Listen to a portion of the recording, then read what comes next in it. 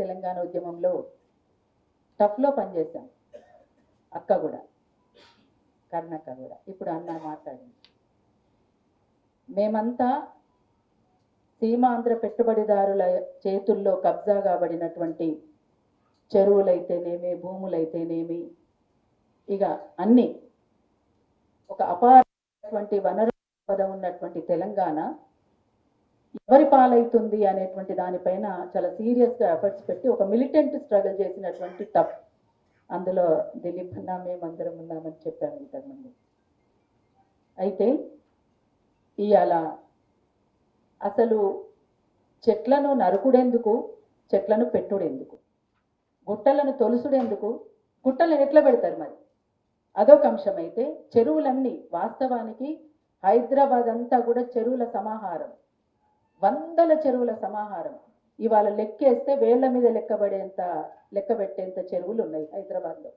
ఇంతకుముందు పెద్దలు వారు మాట్లాడారు, భావితరాలకు ఏమి ఇవ్వగలుగుతాం, ఏమి ఇవ్వలేదు సార్, ఇట్లనే ఉంటే ఏమి ఇవ్వలేము. మీరు అన్నారు కదా ఆక్సిజన్ ఇట్లా పెట్టుకొని పోవాలి ఇంకా.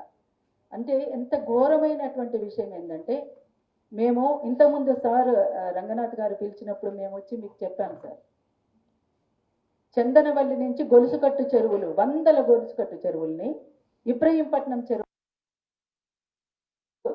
అదంతా మేము పాదయాత్ర చేసి అది కాపాడాలని గవర్నమెంట్ కూడా సమర్పించాం. దాన్ని అందరం చందనవల్లి నుంచి ఫిరంగినాలకు సంబంధించి. విచిత్రం ఏంటంటే అసలు గవర్నమెంట్ వాళ్ళు రోడ్స్ వేశారు, దానిపైన చెరువుల పైన రోడ్లు వేశారు. అసలు ఎంత బాధాకరమైనటువంటి విషయం ఏంటంటే రోడ్లు వేయడము, పెద్ద పెద్ద బిల్డింగులు కట్టడము. అసలు అది ఎవరు అంటే ఇక్కడ ఉన్నటువంటి అధికారులు ఎట్లున్నారు, కొంతమంది ప్రజాప్రతినిధులు ఎట్లున్నారు అనేటువంటిది మనం ఒకసారి పరిగణలోకి తీసుకోవాలి. అంతేనా? ఇవాళ బోరబండ, అల్లాపూర్ మన కూతబెడి దూరంలో ఉంది. అది 190 ఎకర్స్ సంబంధించినటువంటి ల్యాండ్. అది బస్తీలు అయిపోయినాయి. బస్తీలు అయిపోయిన తర్వాత మా దృష్టికి, టఫ్ దృష్టికి వచ్చింది. మేము, చుక్కారామయ్య గారు, ప్రొఫెసర్ కేశవరావు జాదవ్ గారు అందరము కలిసి నెల రోజులు క్యాంపెయిన్ చేశాం. నెల రోజులు క్యాంపెయిన్ చేసి ఈ భూములన్నీ కూడా ఇనాం భూములు, నిజాం నుంచి వచ్చినటువంటి పేద ముస్లింలకు ఇచ్చినటువంటి ఇనాం భూములు, ఈ భూములను రక్షించుకోవాల్సినటువంటి అవసరం ఉంది, వాళ్ళకి కేటాయించాల్సినటువంటి అవసరం ఉందని పోరాటం చేశాం. ఇది ఎవరో వ్యక్తిగతంగా చేసినటువంటిది కాదు, స్ట్రగుల్ ఓరియంటెడ్ చేస్తే ఆనాటి నుంచి ఈనాటి వరకు కేసులైనవి తప్ప ఆ భూములకు వాళ్లకు కాలేదు. పైగా వాళ్లకు ఓఆర్సీ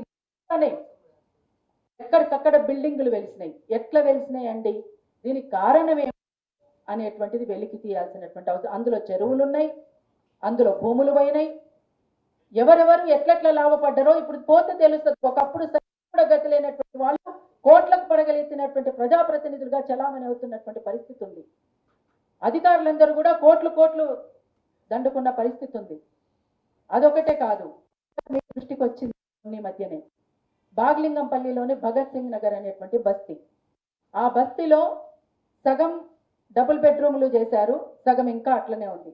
అందులోనే నివాసం ఉంటున్నటువంటి వాళ్ళు 30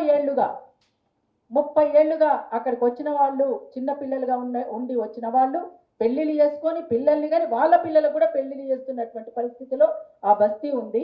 ఆ బస్తీని ఇప్పుడు హైదరాబాద్ కూడా వచ్చి ఇది మీకు ఎక్కడి నుంచి వచ్చింది, అవసరం లేదు, మీరు ఖాళీ చేయాలని చెప్పేసి బెదిరిస్తున్నట్టుగా వాళ్ళు చెప్పారు. వాళ్ళంతా కూడా సార్ సార్ అంటే అదే అందుకనే సార్, అందుకే మీకు అయ్యో లేదు అట్లా కాదు, అదే అందుకే మీ దృష్టికి తీసుకొస్తున్నాను. బయట అదే వాళ్ళు వచ్చి బెదిరించారు కూడా. బెదిరించినప్పుడు అక్కడ అందుబాటులో నేను ఉన్నాను. అంటే సరే మీరంతా భయపడొద్దు, రంగనాథ్ గారి దగ్గరికి పోదాము, ఇక్కడే ఉన్నటువంటి మంత్రుల దగ్గరికి పోదాం, అందరి దగ్గరికి పోదాం అని చెప్పేసి వాళ్లకు భరోసా ఇచ్చాం. మొన్న వర్షానికైతే చెట్లు కూలి, గుడిసెలన్నీ కూలిపోయి మొత్తం తెల్లవార్లు నీళ్లతోటి సావాసం వాళ్ళది. చూడండి ఎట్లుంది. అది వాళ్ళకు వాస్తవంగా ఎప్పుడో అది కేటాయించాల్సినటువంటి సందర్భం ఉన్నది. ఇది మొత్తంగా హైదరాబాద్లోని భూములన్నీ కూడా కాల్సా భూములు ఉన్నాయి, ఇనాం భూములు ఉన్నాయి. ఒకటా రెండా ఎన్ని రకాల భూములు ఉన్నాయో ఆ భూములకు సంబంధించినటువంటి సంరక్షణ ఏమిటి, హైడ్రా పరిధిలోకి ఏమొస్తుంది, ఏ మేరకు దీన్ని చేయగలుగుతారు. అంతేకాకుండా ఈ మధ్య కాలంలో చాలా సీరియస్గా వస్తున్నటువంటిది అదేంటి కోడి చెరువు సమస్య ఒకటి సీరియస్గా ముందుకు వస్తున్నది. ఇట్లా ఒకటా రెండా హైదరాబాద్ చుట్టూరా ఫామ్ హౌస్లు అవుతున్నాయి.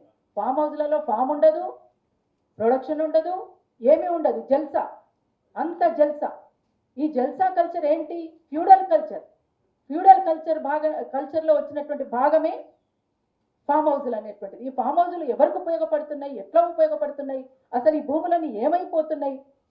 అసలు ఒక్కటి కాదండి, మొత్తంగా తెలంగాణ అనేటువంటిది దోసుకున్న వాళ్ళకు దోసుకున్నంత, దాచుకున్న వాళ్ళకు దాచుకున్నంత, రాసుకున్న వాళ్ళకు రాసుకున్నంత. ఇది మొత్తంగా తెలంగాణ భూములని, వనరులని, చెరువులని, గుట్టలని, అడవులని కాపాడుకోవాల్సినటువంటి బాధ్యత ఈ పౌర సమాజం పైన ఉంది. ప్రధానంగా ఓట్లు వేయించుకుని గెలిచినటువంటి ప్రభుత్వం పైన కూడా ఉంది. అంతేకాకుండా ఇక్కడ ఉన్నటువంటి అధికారులు ఏ మేరకు పనిచేస్తున్నారు, ఎట్లా పనిచేస్తున్నారు అనేటువంటిది నాకంటే అధికారంలో ఉన్నటువంటి వాళ్లకు, వాళ్ళు ప్రభుత్వంగా అధికారులలో ఉన్నటువంటి వాళ్లకు అందరికీ తెలిసినటువంటి విషయమే. అందుకనే ఈ విషయం చాలా సీరియస్గా మనం పరిగణలోకి తీసుకోవాల్సినటువంటి అవసరం ఉంది. ఇక్కడ ఉన్నటువంటి కనీసం అదే ఇంతకుముందు అక్క మాట్లాడినట్టు కానీ వారు మాట్లాడినట్టు కానీ ఇక్కడ 60 అంతస్తులు 70 అంతస్తులు ఎందుకండి? ఇక్కడ ఏమవసరం? అసలు ఎవరు పర్మిషన్లు ఇస్తున్నారు? చెరువులలో అసలు ఎవరు పర్మిషన్లు ఇస్తున్నారు? కట్టుకున్న వాళ్ళ గురించి మాట్లాడుతున్నారు కానీ కట్టుకున్న వాళ్ళు ఎవరు? వాళ్ళు ఏదో ఆశపడి, సరే వాళ్ళ తప్పైతే తప్పు కావచ్చేమో, కానీ వీళ్ళకంటే పెద్ద తప్పు చేసిన వాళ్ళు ఎవరు? అధికారులు కాదా? అక్కడ లోకల్గా ఉన్నటువంటి వాళ్ళకి సంబంధం లేకుండానే వాళ్ళు వచ్చి ఇల్లు కట్టుకున్నారా? ఇది మనం వెలికి తీయాల్సినటువంటి అవసరం ఉంది కదా. ఎంతమంది బాధపడుతున్నారు, ఎంతమంది కళ్ళల్లో నీళ్లు పెట్టుకుంటున్నారు, పైసా కూడేసుకొని చిన్న ఉద్యోగస్తులు చిన్న అపార్ట్మెంట్స్ కొనుక్కుంటున్నారు. పాపం వాళ్ళని బాధ పెట్టొద్దు. ఇందులో పేదవాళ్ళు ఎవరు, పెద్దవాళ్ళు ఎవరు, మొత్తం తీయాల్సినటువంటి అవసరం ఉంది. దాన్ని పరిగణలోకి తీసుకొని వాళ్లకు న్యాయం జరగాల్సినటువంటి అవసరం ఉంది. మొత్తంగా తెలంగాణకే న్యాయం జరగాల్సినటువంటి అవసరం ఉన్నది. అందుకనే ఉన్న చెరువులను కాపాడుకోవాలి, ఉన్న కుంటలను కాపాడుకోవాలి, పోయినటువంటి కుంటల్ని ఎట్లా పునరుద్ధరింపజేసుకోవాలి. ఒకప్పుడు ప్రజల భాగస్వామ్యం ఉండేది. చెరువు పూడిక తీయడానికి కానీ, చెరువు మరమ్మతులు చేసుకోవడానికి కానీ అసలు ప్రజలతోటి భాగస్వామ్యం లేకుండానే కొన్ని జరిగిపోతున్నాయి. ఇది పొరపాటు జరుగుతున్నటువంటి సందర్భం. అందుకని ఈ పొరపాట్లు మళ్ళీ జరగకుండా ఉండాల్సినటువంటి అవసరం ఉంది. అందుకనే పౌర సమాజము ఆలోచించాలి, ప్రభుత్వాలు ఆలోచించాలి, ఇవాళ ఇక్కడ ఉన్నటువంటి హైడ్రా కూడా ఆలోచించాలని నేను తెలియజేస్తూ థ్యాంక్ యూ సో మచ్.